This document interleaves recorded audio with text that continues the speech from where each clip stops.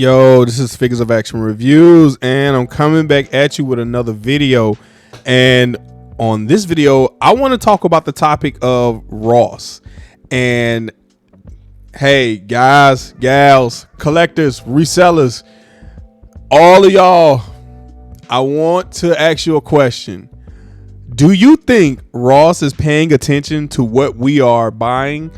Because we have seen the prices increase on the action figures at Ross, and not just by a little bit, but by like double. Because excuse me, if I remember correctly, last year the Marvel Legends figures and the G.I. Joe figures, the McFarlane figures across the board were like a standard like $5.99 at the most, right? I think G.I. Joe was at $5.99, and so was McFarlane. Now the anime figures, they were up there in the $14 and $17.99 range. They've stayed constant, and they haven't increased those prices yet. But I really think Ross is paying attention to what's flying off the shelf, and that's because they start seeing that, hey, it's not these parents coming in here looking for toys for their children. It's these grown people coming in here, these collectors and resellers that are coming in the store, going to the toy aisle, and they're buying toys by the boatload for themselves.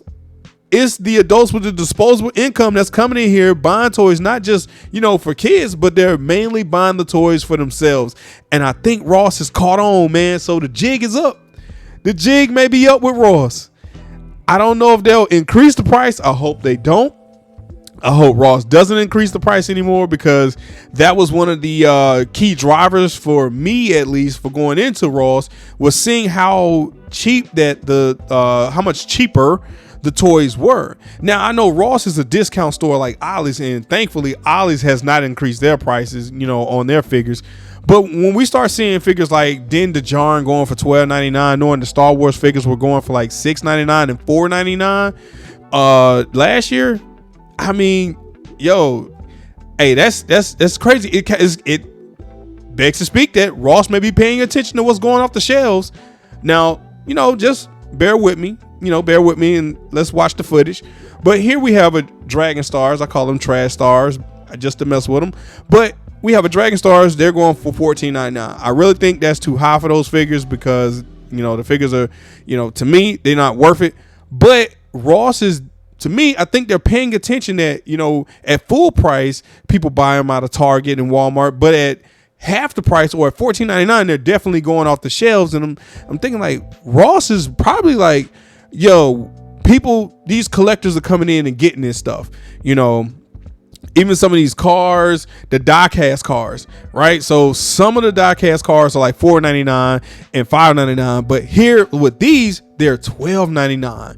And I mean, last year you could walk in Ross and get a bunch of them, for $5.99. Now these Transformers figures, Walmart had they got on clearance for $10, and Burlington had this one, and I think they had two other Transformers Legacy figures for $7.99. So it begs to ask the question, is Ross paying attention to what we are collecting, what we are buying? Are they seeing like us coming in, us collectors and the resellers? Do they see us come in, and are they paying attention to what we're bringing to the counter?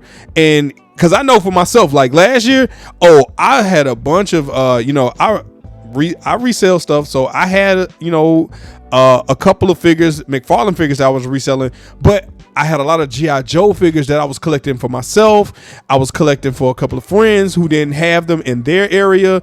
Count Chocolate, I think Count Chocolate is like $10 along with Frankenberry. Is it? No, he's $11.99, but I could have sworn he was $10. But anyway, what is it? What do you call it? Mandela effect or whatever. So, I don't know what Ross pays for with these liquidation items, and that they get from the stores, or the overstock that they pay for from other stores. We don't know that price point that they're paying, but when it comes to buying in bulk, you would think that the price would be like very, very low in order for them to set a price of $6.99 and $5.99.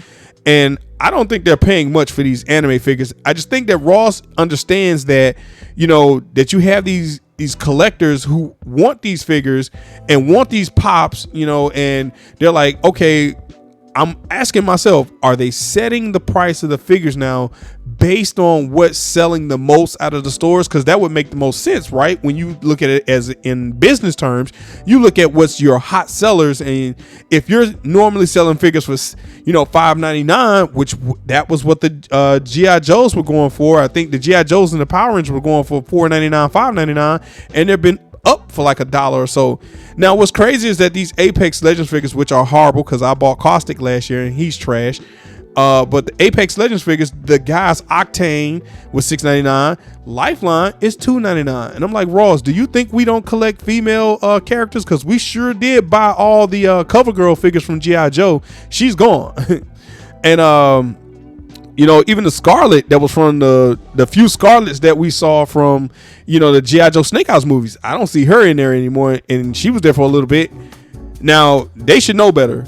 If they were really paying attention, they should know better that we weren't buying Mary Jane from Target and Walmart when she was on clearance. We definitely not buying her for half of $24.99 from Ross. But then you have this McFarlane figure for $5.99, and it's like, well, people buy McFarlane figures too.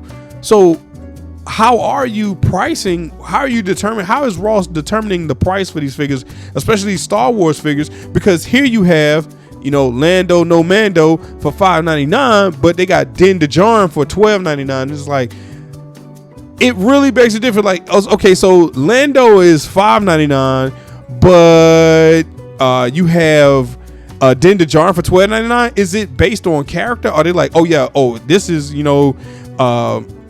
this is the Mandalorian, sell him for higher? Now that Donatello, I think that package had been opened and somebody returned it, which is why it's $6.99, because those turtles normally go for $9.99, which I also look at, not Top Gun. I thought that was a Digimon, because the Digimons are like what, $5.99, $6.99 or something like that, while the other anime figures are, $14.99. So why is it that Digimon is half that price? And then you have the Studio Series, which are $19.99, and they were normally $50. And then you have anime figures that are going, there it is, Din Djarin, $12.99. You see what I'm saying? So is it character based? Are they paying attention to the characters, or are they paying attention to what they think is selling the most? It's just, I don't know. But I think the jig is up, y'all. I think the jig is up. I think Ross has got us figured out.